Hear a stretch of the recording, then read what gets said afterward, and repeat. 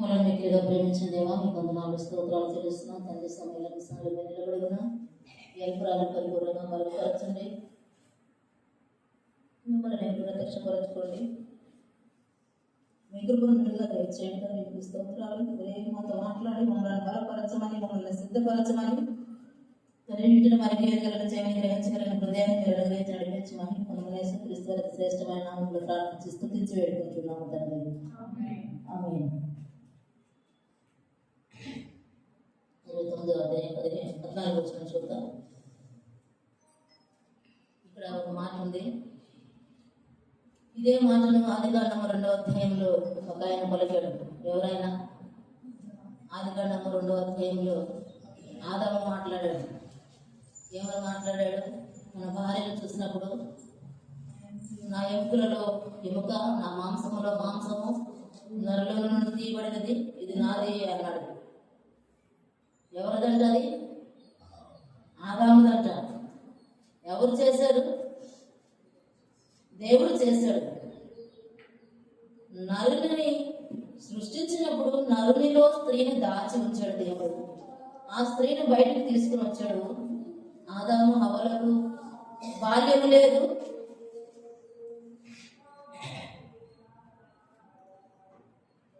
వారు యవ్వన కాలంలో దేవుడు వారిని సృష్టించాడు. అయితే యవ్వన కాలంలో సృష్టించినప్పుడు దేవుడు ఆదామును చూసి సాటి అయిన సహాయం కావాలన్నటువంటి ఆలోచనతో దేవుడు హవ్వను ఆదాములో నుండి బయటకు తీసినప్పుడు ఏమనాలి? వాస్తవంగా ఆదాము ఏమనాలి? మనకెవరైనా ఒక గిఫ్ట్ ఇచ్చినప్పుడు మనం ఏమంటాం? థ్యాంక్స్ అంటాం. చిన్న హెల్ప్ చేసినా థ్యాంక్స్ అంటాం ఫస్ట్.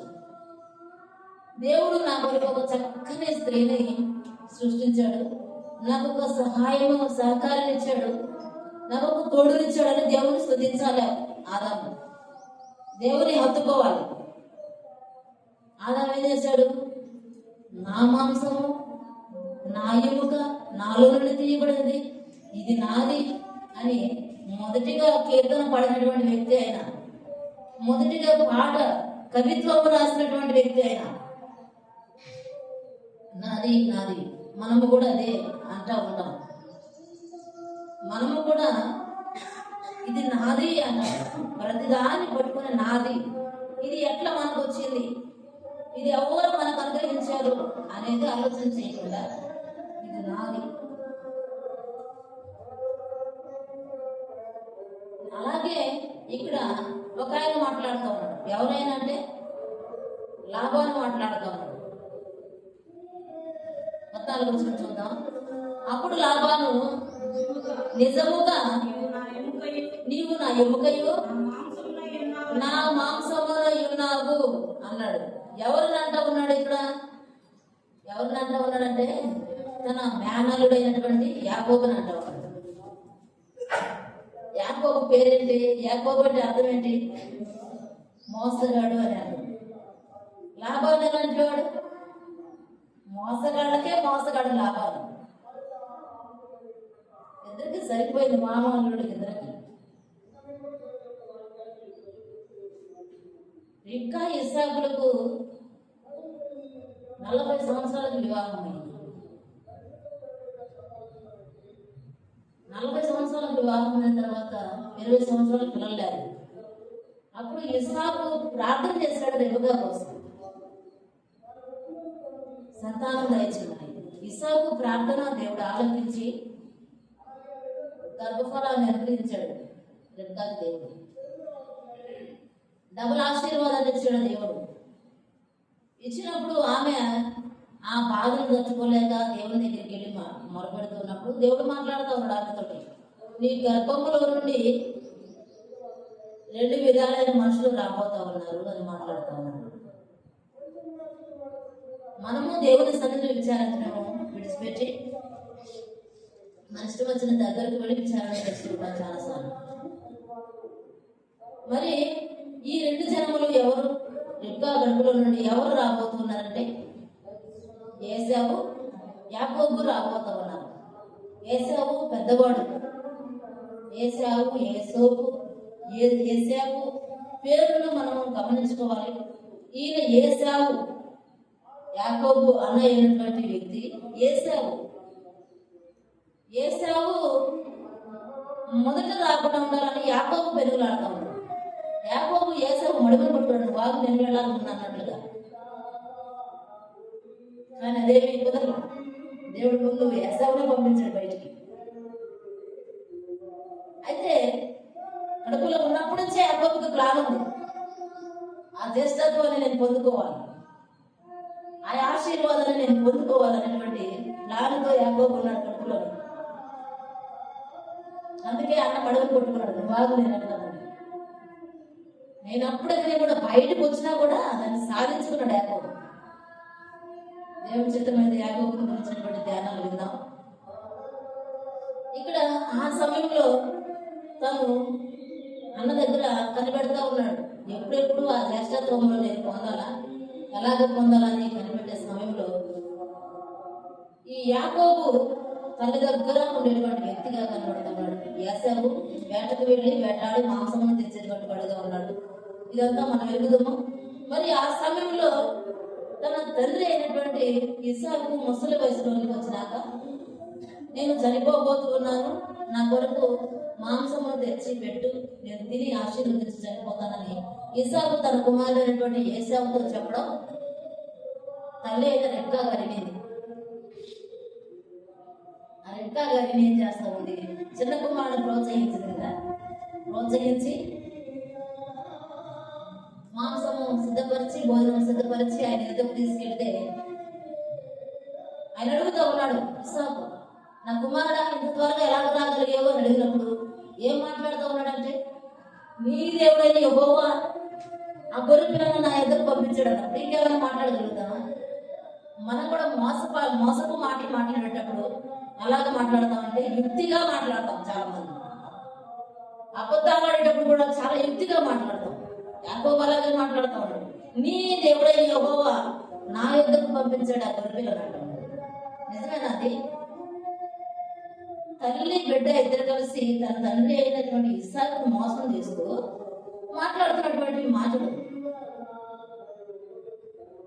నాకు తల్లితో ఒక డౌట్ వచ్చింది యాకోబుకి, నాకు రోమములు లేవు కదా, నా తండ్రి నన్ను ఒకవేళ గుర్తుపడితే ఆశీర్వాదానికి బదులు శాపాలు వస్తాయేమో అని అడుగుతూ ఉన్నప్పుడు, నీకెందుకు కదంతా నేను చూసుకుంటాను, ఆ రోమములు కలిగిన చొక్కా వేసుకొని వెళ్దుకోనని చెప్పి తల్లి ప్రోత్సహించి తండ్రి దగ్గరికి పంపించింది. ఆశీర్వాదాలను యాకోబు పొందుకున్నాడు, దీవెనలన్నీ పొందుకున్నాడు. తర్వాత ఏశావు వేటాడి వంటలు సిద్ధపరచుకొని తన తండ్రి అయిన ఇస్సాకు గారి దగ్గరికి వచ్చినప్పుడు, నా కుమారుడు ఈ ఆశీర్వాదాలు తీసుకుని వెళ్ళింది ఎవరు, మొదటిగా వచ్చింది ఎవరు అని బాధపడతా ఉన్న సమయంలో, వచ్చేసాడు నీ అన్న ఇంటిని చంపుతాడు, నీకు లే వెళ్ళిపో అని తల్లి మళ్ళీ యాకోబుని పంపించేసింది.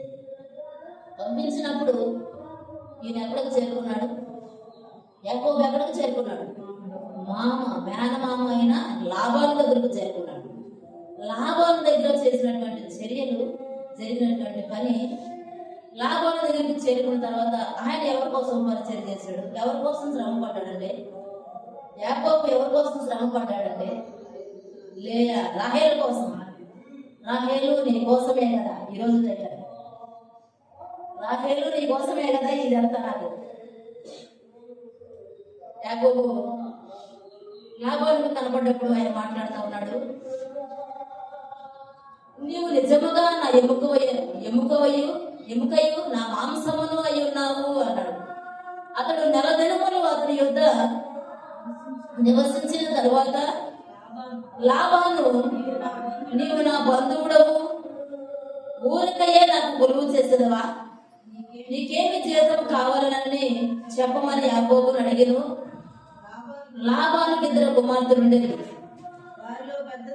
వారిలో పెద్దదాని పేరు లేయా, చిన్నదాని పేరు రాహేలు. లేయా జబ్బు కళ్ళు గలది, రాహేలు రూపవతియు సుందరియునయుండెను. యాకోబు రాహేలును ప్రేమించాడు. రాహేలుని యాకోబు ప్రేమించాడు. తన తండ్రి అయినటువంటి లాబాను యాకోబుని అడుగుతా ఉన్నాడు, యాకోబు, నువ్వు నెల దినాలు పని చేస్తావు నా దగ్గర, ఊరకనే ఎలాగ పని చేస్తావు, నీకేమి జీతం కావాలో కోరుకున్నప్పుడు ఆయన లాభానుకున్నటువంటి ఇద్దరు కుమార్తెలను చూశాడు. పెద్దదాని పేరు లేయ, చిన్నదాని పేరు రాహేలు. రాహేలును ప్రేమించాడు. ఎక్కడ ఈ ప్రేమ స్టార్ట్ అయిందో చూద్దామా? మొదటి వచనం చూద్దాం. యాకోబు బయలుదేరి తూర్పు జనుల దేశమునకు వెళ్ళను. అతడు చూచినప్పుడు ఆ పొలములో ఒక బావి కనబడెను. అక్కడ దాని యొద్ద గొర్రెల మందలు 3 పండుకొని ఉండెను. కాపర్లు మందలకు ఆ బావి నీళ్లు పెడతా ఉన్నారు. అక్కడ చూశాడు యాకోబు రాహేలును. అక్కడ యాకోబు రాహేలును చూసి అక్కడనే ఆమె రూపవతి అయిన కారణాన్ని బట్టి, ఆమె చక్కనిదైనటువంటి కారణాన్ని బట్టి ఆమెను ప్రేమించి ఆ మాట మనసులో ఉంచుకున్నాడు. మామ దగ్గరకు చేరాడు. నెల రోజులు పనిచేసిన తర్వాత మామ అడుగుతా ఉన్నాడు, నీకేం జీతం కావాలని అడుగుతున్నప్పుడు చెప్తా ఉన్నాడు యాకోబు, నీ కుమార్తెను నాకు ఇచ్చి వివాహము చెయ్యి. రాహేలు చక్కనిది కనుక రాహేలును నాకు ఇచ్చి వివాహము చెయ్యి, నాకు అది చాలు అని మాట్లాడుతా ఉన్నాడు. రాహేలును ప్రేమించి నీ చిన్న కుమార్తె అయిన రాహేలును నా కోసము నీకు 7 సంవత్సరములు కొలువు చేసేదను. రాహేలు కోసం 7 సంవత్సరాలు కొలువు చేస్తాను.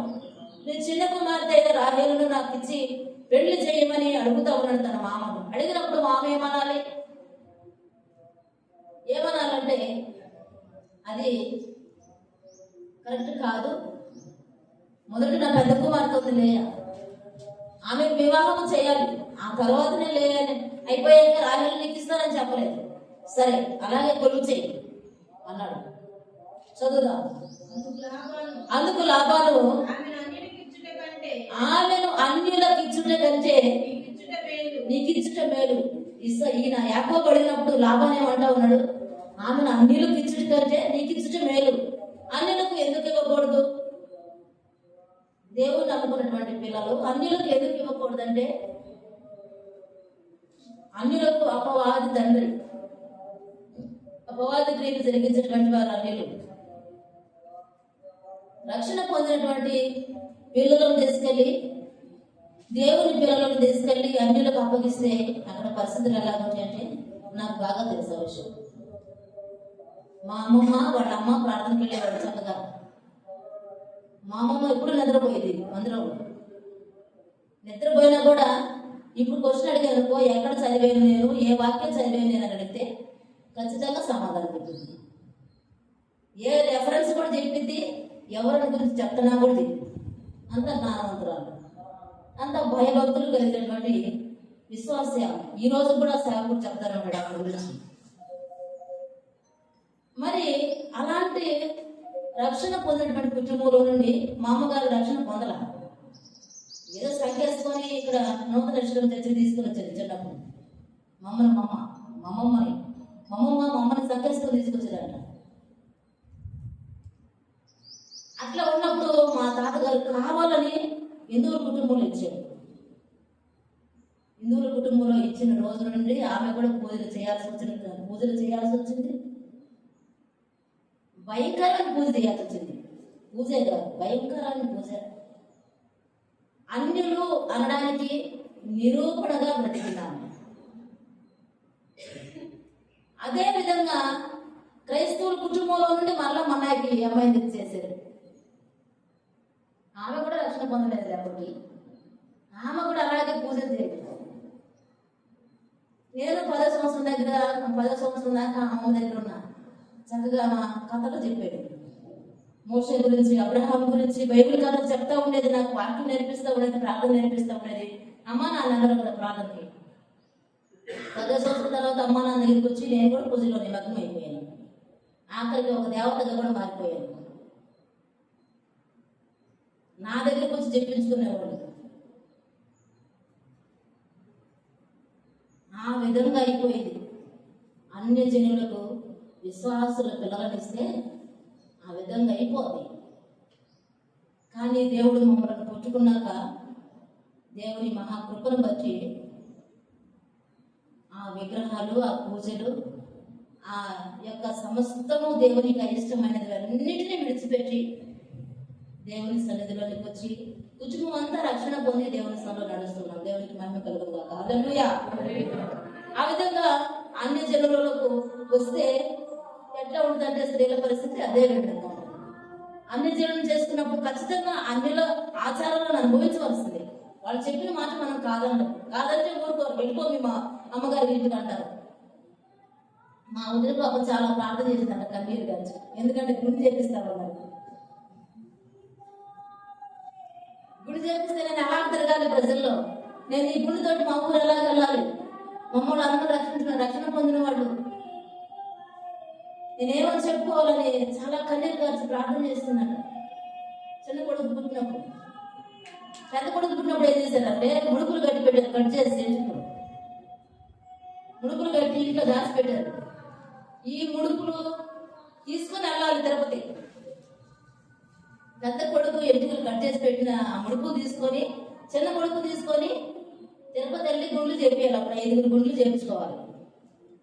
ఆ గొడవ 4 గుండెలతో నాకు సంబంధం లేదు, కానీ నా గుండె మాత్రం నేను ఎలా చూపించుకోవాలి నా పుట్టిన దగ్గర అని ఆమె ఏడ్చి పాపం ప్రార్థన చేసింది. అలాగే కాదు కానీ మా అమ్మమ్మ ప్రార్థన చాలా ప్రాముఖ్యమైన ప్రార్థన. ఈ అన్ని ప్రార్థనలు సొదొమ గొమొర్రా గురించి దేవుడి దగ్గరికి మొర వెళ్ళినట్లుగా మా యొక్క బంధుమిత్రుల ప్రార్థనలు దేవుని సన్నిధికి వెళ్ళి ఆ ప్రార్థనలు దేవుడు మా కుటుంబాన్ని మార్చాడు. దేవుడు రక్షించాడు. ఆ భయంకరమైన విగ్రహారాధన నుండి, పూజల నుంచి, ఆ దేవత బానిసత్వం నుంచి విడిపించాడు. మేము ఈ విగ్రహానికి పూజ చేసాము, ఈ విగ్రహానికి పూజ చేయలేదనేది లేదు.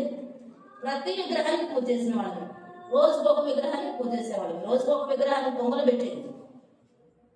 ఎప్పుడూ నిష్టలే. అలాంటి అన్యజనుల పరిస్థితి అలా ఉంటుంది. అందుకే యాకోబు అంటారు, లాబాను అంటే ఉన్నాడు, అన్యజనులకు ఇచ్చుట కంటే నీకు ఇచ్చుట మేలు అని. లాబాను ఆలోచన కొంత మంచిగానే ఉంది. అన్నాడు, నీకు ఇచ్చుట మేలు. చదువమ్మా. నా యొద్ద ఉండమని చెప్పగా యాకోబు రాహేలు కోసము 7 సంవత్సరములు కొలువు చేసెను. అయినను అతడు ఆమెను ప్రేమించుట వలన అవి అతనికి కొద్ది దినములుగా తోచినాయంట. ఎన్ని సంవత్సరాలు కొలువు చేశాడు? 7 సంవత్సరాలు కొలువు చేశాడు. 7 సంవత్సరాలు అంటే సంవత్సరానికి 365 రోజులు. ఎన్ని రోజులు కొలువు చేశాడు?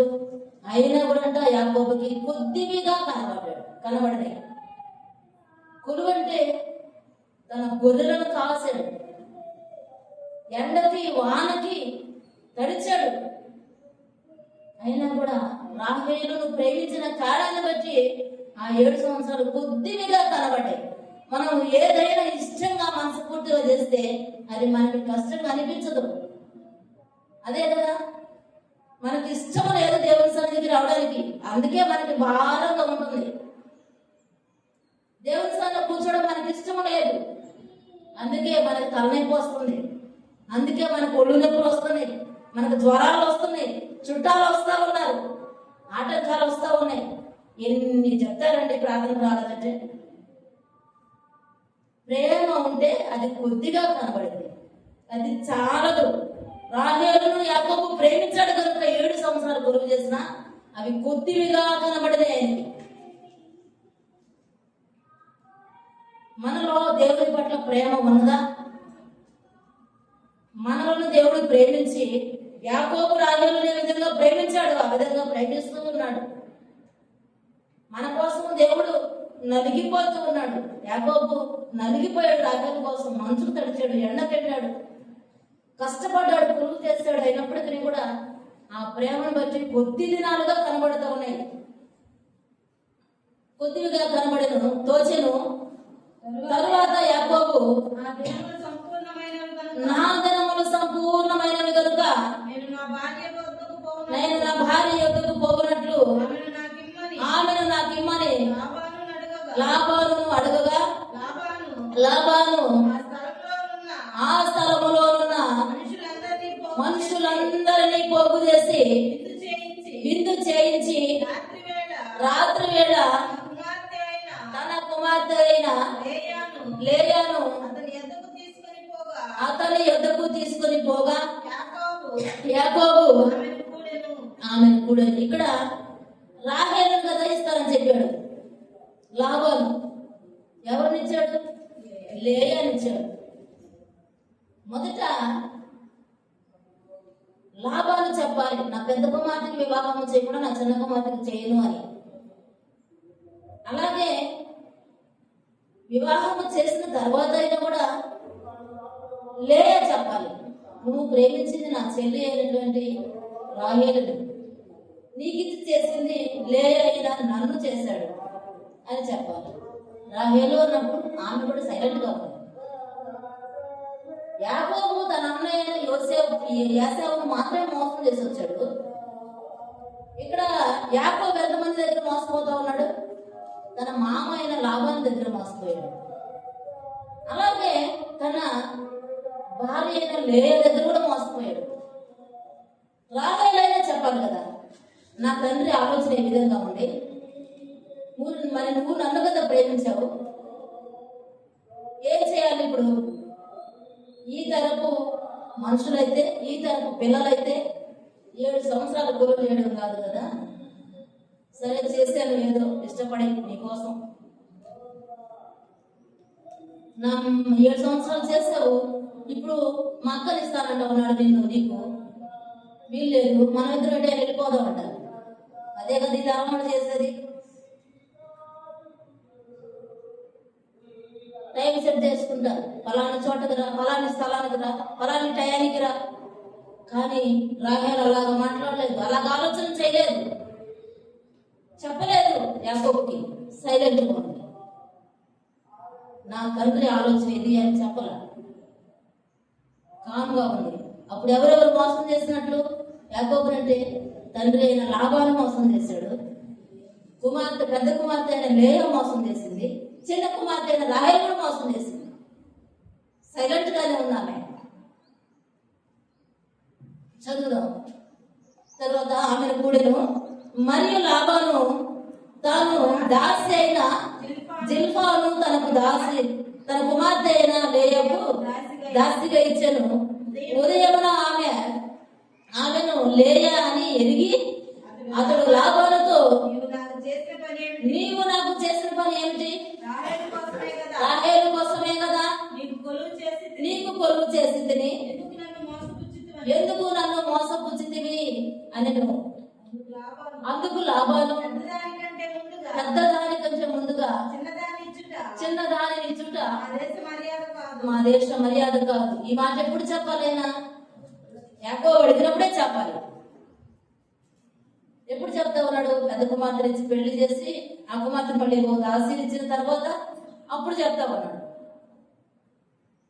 ఇది మర్యాద కాదు, ఇది మా దేశం మర్యాద కాదు అంటున్నాడు. కాదన్నాడు. ఈమె యొక్క వారము సంపూర్ణము చేయము,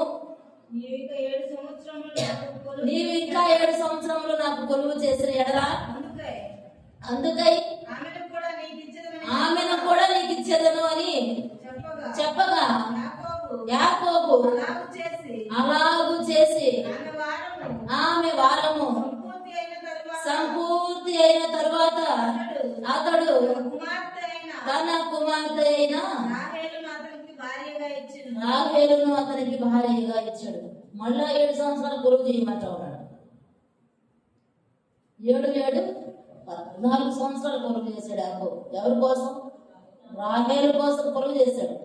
14 సంవత్సరాలు కొలువు చేశాడు.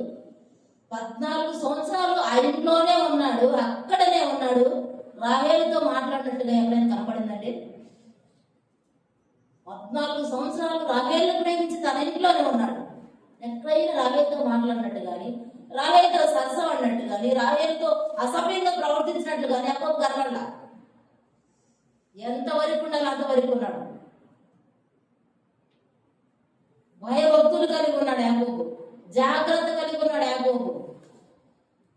మనము ప్రేమిస్తే దానికి హద్దులు ఉండవు కదా.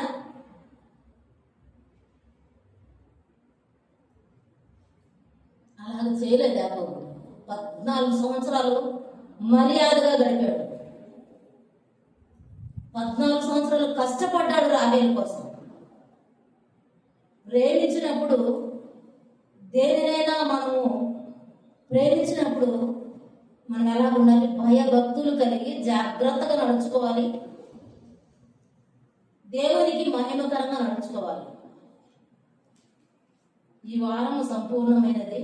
మరి 7 సంవత్సరాలు కొలువు చేయాలి తన మామ అయినటువంటి లాబాను చెప్పినప్పుడు తల వంచి స్వీకరించాడు. ఎందుకు? రాహేలు కోసం. అంతగా రాహేలు ప్రేమించాడు. రాహేలులో ఏ మంచితనం లేదు. రాహేలులో అలాంటి ప్రేమ లేదు. వాస్తవానికి రాహేలులో అలాంటి ప్రేమ ఉంటే తన నాన్నతోటైనా, నాన్న ఎందుకు నాన్న అలాగ చేయించుకుంటున్నావు అని చెప్పగలిగేదేమో. లేదంటే ఇంకా ఏదేదో వేరే నిర్ణయాలు తీసుకునేది. కానీ ఆమె కూడా సైలెంట్గా 14 సంవత్సరాలు కొలువు చేయించింది తన భర్త అయిన యాకోబుతో. మనం అలా ఉండగలుగుతూ ఉంటామా? ఒక్కరోజు చూసామంటే ఒక మనిషిని, రెండో రోజు మన ఆలోచనలు తేడాగా ఉంటాయి, మన పనులు కూడా తేడాగా ఉంటాయి. పక్క పక్కనే కూర్చుంటారు, నోటితో మాట్లాడుకోరు కానీ ఫోన్లో మాట్లాడుకుంటూ ఉంటారు. మనుషులు చూడట్లా, దేవుడు చూస్తున్నాడు కదా. దేవుడు ప్రతిదాన్ని చూస్తూ ఉన్నాడు. యాకోబు ఎంత కష్టపడ్డాడండి రాహేలు కోసం. స్త్రీలు పైన మనం మన ఇంట్లో పనిచేసుకోవడానికి కూడా చాలా కష్టం. మన కుటుంబాన్ని ప్రేమించి మన కుటుంబం కోసం పనిచేసుకోవడం కూడా చాలా కష్టం. నేను ఎందుకు చేయాలి ఎంత కష్టం? నేను ఎవరి కోసం చేయాలంటే ఎవరి కోసం చేస్తావు? నీ భర్త కోసం, నీ పిల్లల కోసం చేస్తావు. ఊరోడి కోసం చేస్తున్నావు పని? ఎవరి కోసం చేస్తావు? రాహేలును ప్రేమించి యాకోబు ఎన్ని సంవత్సరాలు చేశాడు? 14 సంవత్సరాలు కొలువు చేశాడు. ఇన్ని రోజుల్లో మీరు లెక్కలు వేసుకున్న తర్వాత ఈ లెక్కలు వేస్తే చాలా లేట్ అవుతుంది. మనం అలాగ మన కుటుంబాన్ని ప్రేమిస్తా ఉన్నామా? అలాగ మన కుటుంబాన్ని ప్రేమించము. ఆ బావి దగ్గర కలుసుకున్నటువంటి కొంతమంది ఉన్నారు. వారు గుర్తుందా? బావి దగ్గర కలుసుకున్నటువంటి వారు చాలా మంది ఉన్నారు పరిశుద్ధ గ్రంథంలో. ఎవరెవరు? మోషే సిపోరాని బావి దగ్గర చూశాడు. మోషే మిద్యాన్ అరణ్యానికి పారిపోయినప్పుడు రఘుయేలు పెద్ద కుమార్తె అయిన సిపోరాని బావి దగ్గర చూశాడు. వాళ్ళ ఒంటెలకు నీళ్లు పెట్టి వాళ్ళకి హెల్ప్ చేసినటువంటి వ్యక్తిగా ఉన్నాడు. అలాగే సమరయ స్త్రీని కూడా బావి దగ్గర యేసయ్య చూసింది. సమరయ స్త్రీకి రక్షణ కలుగజేసింది కూడా బావి దగ్గర. దేవుడు అంటూ ఉన్నాడు, నీ భర్తను తీసుకుని వెళ్ళి అంటున్నాడు. ఆమె ఏమంది? నాకు భర్త లేడు. 5గురు వెళ్ళిపోయారు, 6వాడు ఉన్నాడు, అయినా కూడా వాడు నా భర్త కాదు అని వాస్తవాన్ని ఒప్పుకుంటాడు. అంటే వాడు సరిపోయిన వాడు కాదు, నన్ను భరించగలిగిన వాడు కాదు. 6 మానవ సంఖ్య, 7 దేవుని సంఖ్య. 7వ వ్యక్తిగా దేవుడు ఆమె యుద్ధకు వచ్చాడు. ఆమెను ప్రేమించి వచ్చాడు. ఆమె మధ్యాహ్నం నడుజామున మా నీళ్లు జరిగిపోతున్నట్టు ఆ బావి దగ్గర మనుషులు ఆమెను అసహించుకుంటారు కనుక. గోమెరుని హోషే ప్రేమించాడు కదా. గోమెరుని నువ్వు ఎలాగ ప్రేమిస్తావు? హోషే ఎలాగ ప్రేమించాడు? ఇశ్రాయేలు ప్రజలను దేవుడు కూడా అలాగ ప్రేమించాడు. లోబడిన వాళ్ళని ప్రజలమైన మనల్ని కూడా దేవుడు అలాగ ప్రేమిస్తూ ఉన్నాడు. ఈ రోజు కూడా మనం కూడా మంచివారమే కాదు, మనం కూడా తల వంచని మెడ వంచని ప్రజలమే. మన కాడ కూడా చాలా అహంకారం ఉంది, అయినా కూడా ప్రేమిస్తూ ఉన్నాడు దేవుడు. సమరయ స్త్రీని కూడా ప్రేమించాడు, ఆమె దగ్గరికి వచ్చాడు. రాహేలుని యాకోబు బావి దగ్గరే చూశాడు, ప్రేమించాడు. అలాగే రిబ్కాని కూడా బావి దగ్గరే చూసింది. రిబ్కాని ఎలియాజరు బావి దగ్గరే కనుగొన్నాడు. వీరందరికీ భర్తలు ఎక్కడ దొరికాడు? దేవుని వాక్యము దగ్గర, బావి అనే నీటి దగ్గర దేవుని వాక్యము దొరికింది. భర్త అనగా భరించువాడు అని అర్థం. నిన్ను సృష్టించిన వాడు నీకు భర్త అయి ఉన్నాడని యెషయా గ్రంథము 54:5 ఉంది. ఎవరంటే మనకి భర్త? మనలను సృష్టించిన వాడు మనకు భర్త, భారము భరించేవాడు భర్త. మరి ఈ విధంగా భారము భరించాడు యాకోబు. రాహేలు కోసం భారము భరించాడు. 14 సంవత్సరాలు పనిచేశాడు. హోషేయ గ్రంథంలో కూడా ఉంది. ఒక మాట చూద్దాం. హోషేయ గ్రంథం, హోషేయ 12:12 యాకోబు గురించినటువంటి మాట ఉంది.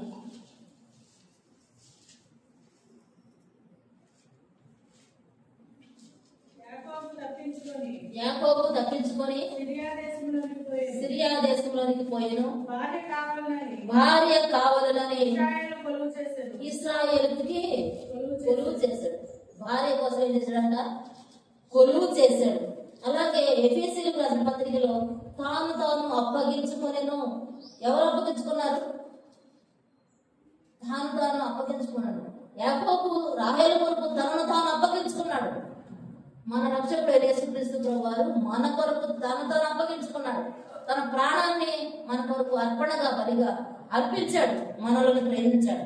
అందుకంటే 31వ అధ్యాయం 38వ వచనం చూద్దాం. 31వ అధ్యాయం 38వ వచనం చూద్దాం.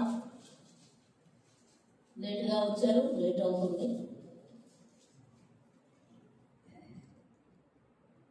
31వ అధ్యాయం 38వ వచనం.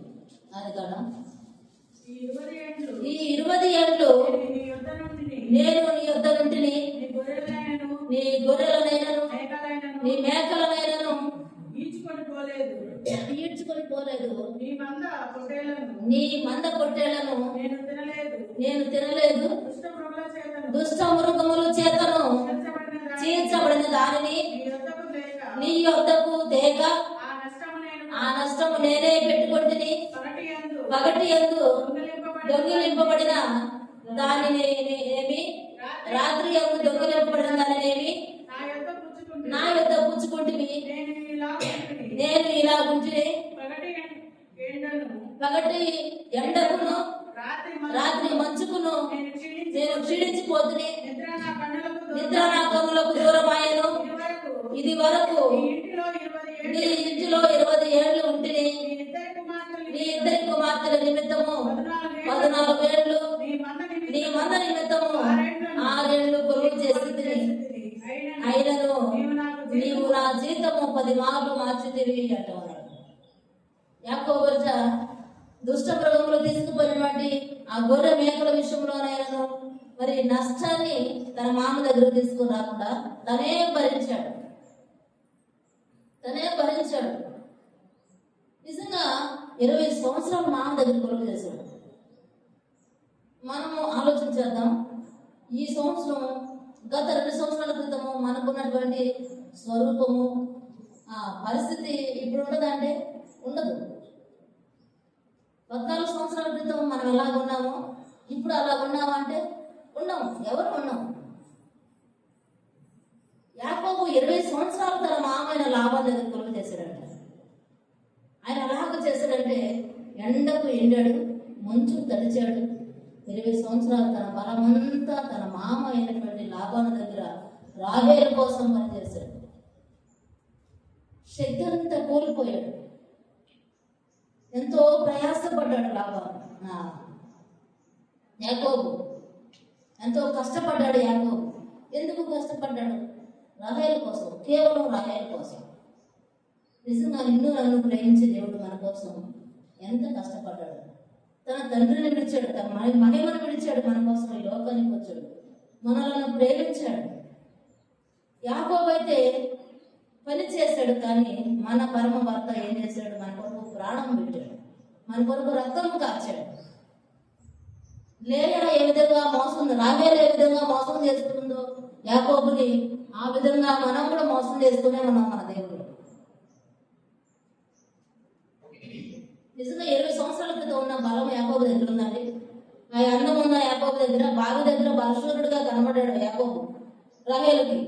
నా బాబు వచ్చాడని ఆనందించింది, సంతోషించింది. ఇంటికెళ్ళి నాన్నగారు బాగా వచ్చారు, మా మేనంత కొడుకు వచ్చాడని చెప్పుకుందేమో. కానీ ఆ అందము, ఆ బలము, ఆ ఆరోగ్యము యాకోబు దగ్గర ఉందంటే లేదు. మనము గత 20 సంవత్సరాల క్రితం చేసినటువంటి పనులు జ్ఞాపకం చేసుకుంటే ఈరోజు చేయలేదు. ఆ ఆరోగ్యం ఉందంటే ఈరోజు లేదు. ఆ రూపం ఉందంటే ఈరోజు లేదు. చాలా మార్పులు వచ్చేసిన 20 సంవత్సరాల్లో మనకి. యాకోబు కూడా అలాగే వచ్చిండొచ్చు. దేనినైనా కోల్పోవడానికి ఇష్టపడ్డాడు, కానీ రాహేలుని విడిచిపెట్టడానికి ఇష్టపడలేదు. 20 సంవత్సరాలు తన మామ దగ్గర కొలుపు చేశాడు, పని చేస్తాడు. అయినా ఎంత కష్టపడుతున్నా కూడా తన మామ అయిన లాభం 10 సార్లు జీతం మార్చాడట. 10 సార్లు. ఎంత మోసం చేశాడు లాభం అంటే. మోసగాళ్ళకే మోసగాడు లాభం. యాకోబు అయితే తన అన్ననే మోసం చేసి వచ్చాడు, కానీ యాకోబుని ముగ్గురు మోసం చేశారు. అంతే. మనం కొంచెం ఒక్కరిని మోసం చేస్తామని మనం అనుకుంటాం, కానీ మనలను మోసం చేసేవాళ్ళు చాలా మంది ఉంటారు. దానిని మనం ఆలోచన చేస్తాం. 31వ అధ్యాయం 1వ వచనం చూద్దాం. 31వ అధ్యాయం 1వ వచనం.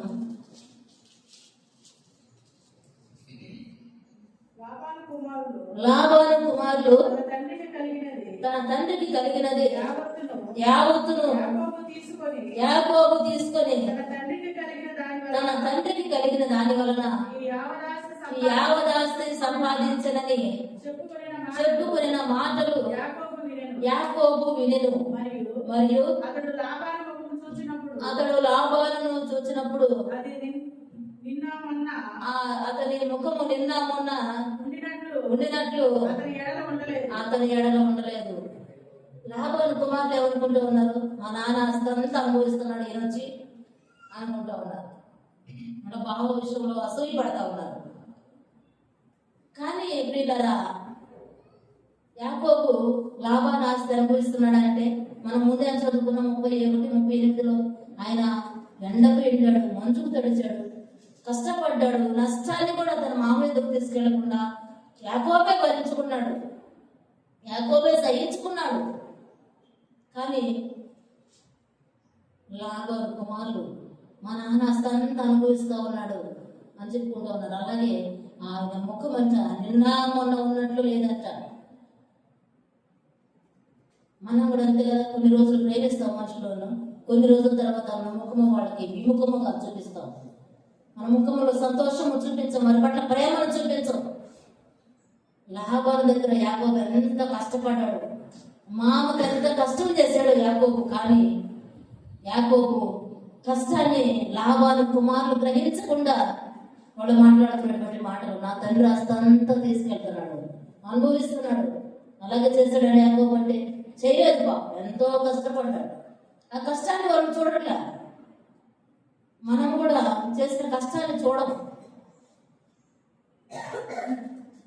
దాన్ని మనం మనసును పెట్టుకోము. నిజంగా యాకోబు వచ్చిన తర్వాత లాబాను యొక్క మందలు విస్తరించింది, లాబాను యొక్క ఆస్తి విస్తరించింది. తన మామ ఇంట్లో చాలా ఆస్తి పరుడుగా మార్చబడ్డాడు. అదే మాట్లాడకుండా వారి కుమారులు ఏమంటున్నారు? మన తండ్రి ఆస్తిని అనుభవిస్తూ ఉన్నారని అవమానపరుస్తూ ఉన్నారు. యాకోబుని వారి భావమరుదులు అవమానపరుస్తున్నారు. చేసినటువంటి కష్టాన్ని మర్చిపోయేటువంటి వారిగా ఉన్నారు, గుర్తుపెట్టుకోని వారిగా ఉన్నారు. ఈరోజు మనుషులు కూడా అలాగే మనం చేసిన పనిని గుర్తుపెట్టుకోరు, మన మనస్తత్వం అర్థం చేసుకోరు. మనం చేసిన పని విడిచిపెట్టి, మన కష్టాన్ని విడిచిపెట్టి మమ్మలను మోసం చేశారు, మా సొమ్ము తింటున్నారు. ఈ మాటలే కదా, అదే కదా లాబాను కుమారులు అంటూ ఉంది. యాకోబు వచ్చి 20 సంవత్సరాలు కష్టం చేశాడు లాబాను దగ్గర. యాకోబు వలన లాబాను యొక్క ఆస్తి విస్తరించబడింది. లాబాను యొక్క భారం అంతటిని, కష్టమంతటిని యాకోబు భరించాడు. కానీ రాహేలు కన్నదమ్ములు మాత్రం మాయాస్తి తింటున్నాడు. మనుషుల మాటలు ఎలాగే ఉంటాయి, మనుషుల ఆలోచనలు ఎలాగే ఉంటాయి. కానీ యాకోబు ఎంతో సహించుకున్నాడు, ఎంతో ఓర్చుకున్నాడు, ఎంతో కష్టపడ్డాడు. తర్వాత అట్లా ఉన్నాడు, నిన్న మొన్న ఉన్నట్లుగా మీ నాన్న మొహం లేదు, మీ అన్నదమ్ముల మొహం లేదు, మనం వెళ్ళిపోదాం ఆయన రాహేలు యొక్క ప్రేమలో పడి దేవుడు ఆయన ఇచ్చిన మాటను మర్చిపోయాడు యాకోబు. దేవుడు ఏమంటా ఉన్నాడు, నేను నిత్యం మరి ఆశీర్వదిస్తానన్నాడు. ఆయన ప్రార్థన ఆలకించాడు. దేవదూతలు ఎక్కుచూ ఉన్న స్థలాన్ని చూశాడు. ఇది దేవుని మందిరమే కానీ వేరొకటి కాదని పేరు పెట్టి వచ్చాడు యాకోబు. దానిలో తిరిగి మళ్ళా నీ దేశానికి నేను తీసుకెళ్తానన్నాడు దేవుడు. ఆ మాటను విడిచిపెట్టి 20 సంవత్సరాలు ఎక్కడే నిలిచిపోయాడు. అంతగా ప్రేమించాడు రాహేలుని.